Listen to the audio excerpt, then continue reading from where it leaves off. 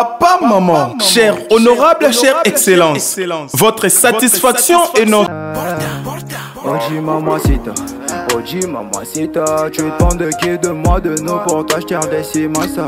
Vas-y mamacita, Oji mamacita, en plan ensemble je t'ai dit je t'aime à travers les milingas. Oji mamacita, Oji mamacita, tu demandes de qui, de moi, de nous, pour toi je tire des cimasa.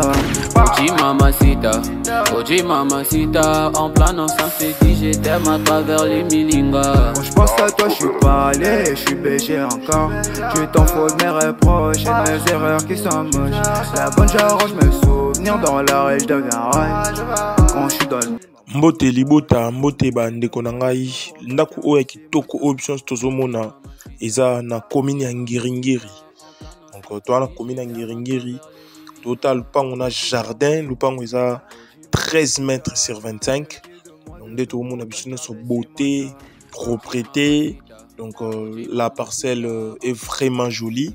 La parcelle mesure 13 mètres x 26 dans la commune d'Ngiringiri et la parcelle, soit la maison est composée de 3 chambres, salon, cuisine, des salles de bain et toilettes pour le visiteur. Donc je dis bien 13 mètres x 25 dans la commune d'Ngiringiri entre la direction 24 et la direction Sayo.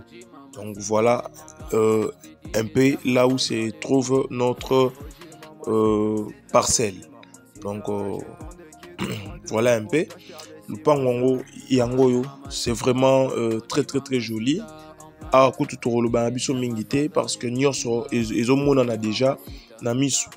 Donc bomona to ana commune Ngiringiri, bomona libanda banda kwa étage, quartier est bien construit, environnement est bien et ba mir bozomona moi ba mai.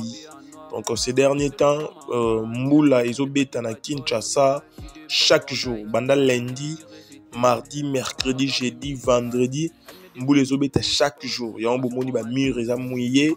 Donc ce bolamki tongo tiboko ma 9h Mboula bandi. Ce bolamki tongo tiboko ma 9h Mboula ibandi. Donc bomona ndako eza kitoko ba che yango na prix à $85,000 à discuter.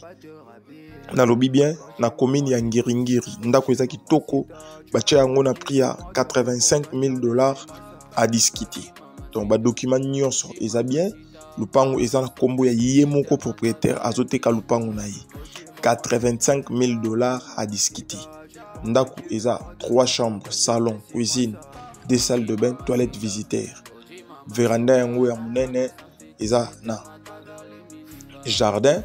Et puis, donc, on a pelouse, $85,000 à discuter pour na commune ya Ngiringiri. Donc, pour na bandeko, o ba senga ki vidéo yango eye. Tozala ki na mo ba occupation moko mo ebele na ba vente na mambe belé. Yango bomoni vidéo eye na mo retard. Mais vidéo nango yango eye. Donc, le pango eza 13 mètres x 25. Ils ont vraiment monene na commune ya Ngiringiri. Ndé na ba yibo mo ba mire eza mouillé. Ce botali même ma pata pour comprendre que donc Mboula mikolo ezo sa ba jeté. Donc to beti déjà 4 à 5 jours Mboula ezo beta kaka. Donc pona ba o ba vanda na Kinshasa ba yebi, pona ba o ba vanda na Kinshasa te botuna ba ko yebisa bino mikolo sango ya Mboula ndenge ezaleli. Donc a o eza entrée à cuisine na ndenge ya sima. Entrée à cuisine yango na ndenga sima. Donc emplacement est bien, le pan on a biso est très bien. Donc $85,000 à discuter, commune de Ngiringiri, 13 mètres x 25. Donc wana tolakisi kati mobimba moi to kota na kati ndako ezate vu que eza na batu baza ko occuper ndako wana. Wana tolakisi biso na kati ndenge ezali, parking ezali, espace ya jardin tout là ezali to bimana libanda tout ça moi veni mukie. Donc awa eza veni bomona veni pesa eza vraiment mouillé. Donc ba Mboula mikolo ezo déranger o eza liboso lupango.